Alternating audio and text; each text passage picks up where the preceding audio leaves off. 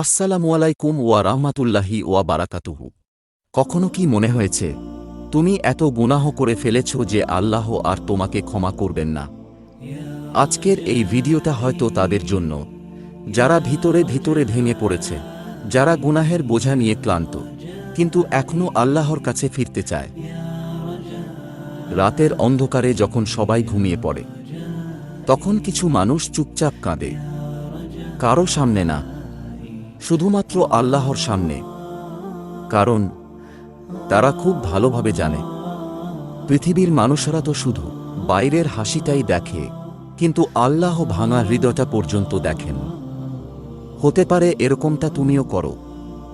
মানুষের সামনে হয়তো তুমি হাসো, কিন্তু বিশ্বাস করো, আল্লাহ খুব ভালোভাবে জানেন তোমার বুকের ভিতরে ঠিক কত বড় ঝড় চলছে। কিছু কষ্ট আছে যেগুলো কাউকে বলা যায় না, শুধু সিজদায় মাথা রাখলে সেগুলো চোখের পানি হয় বেরিয়ে আসে, তাই না? আসলে আজ আমরা এমন এক যুগে বাস করছি যেখানে গুনাহ করা তো খুব সহজ, কিন্তু সত্যিকারের তাওবা করা খুব কঠিন হয়ে গেছে। চোখের গুনাহ, মনের গুনাহ, মুখের গুনাহ, এমনকি একা থাকলেও মানুষ গুনাহ থেকে বাঁচতে পারছে না। ধীরে ধীরে আমাদের এই হৃদয়টা শক্ত হয়ে যাচ্ছে। আজকের এই দুনিয়ায় মানুষ গুনাহকে একেবারে স্বাভাবিক বানিয়ে ফেলেছে।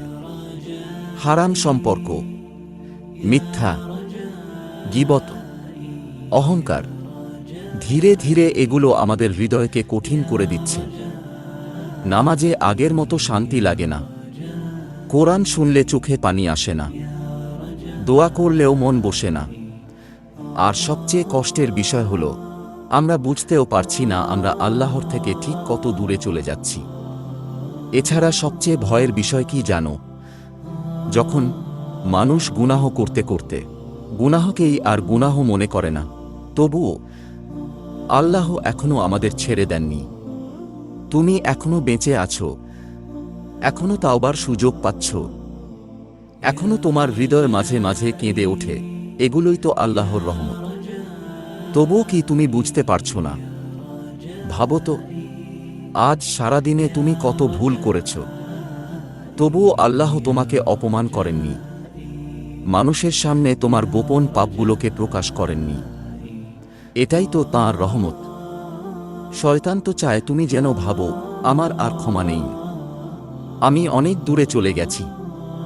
কিন্তু মনে রেখো, আল্লাহর দরজা কখনো বন্ধ হয় না যতক্ষণ না মানুষের শেষ নিঃশ্বাস বের হয়। তুমি হয়তো নামাজ ছেড়ে দিয়েছ, হয়তো গুনাহে ডুবে আছো, হয়তোবা এমন কিছু করেছ যেটা কাউকে বলতেও ভয় পাও। তবুও এসব কিছু জানার পরেও আল্লাহ আমাদের বলেন, নিরাশ হও না। একবার ভাবো তো, যে রব তোমাকে সৃষ্টি করেছেন, তুমি ঘুমিয়ে পড়লেও তিনি তোমার শ্বাস চালু রাখেন, অথচ তুমি তাকে বারবার ভুলে যাও। তবুও তিনি তোমাকে রিজিক দেন। তুমি গুনাহ করো, তবুও তিনি তোমার গোপন বিষয়সমূহ ঢেকে রাখেন। এত দয়ার পরও আমরা কত সহজে আল্লাহকে ভুলে যাই, তাই তো? কতটা অকৃতজ্ঞ হলে আমরা এরকমটা করি। একদিন আমাদের এই সুন্দর মুখখানা মাটির নিচে চলে যাবে। যে মানুষগুলোকে খুশি করার জন্য আমরা আল্লাহকে কষ্ট দিচ্ছি, তারা কেউই আমাদের সাথে কবরে নামবে না।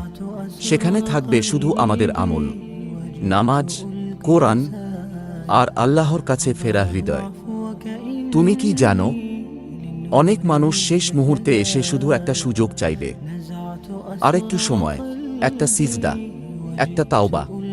আজ, এখনই ফিরে আসো আল্লাহর কাছে। ধীরে ধীরে শুরু করো, কোনো তাড়াহুড়ো নেই।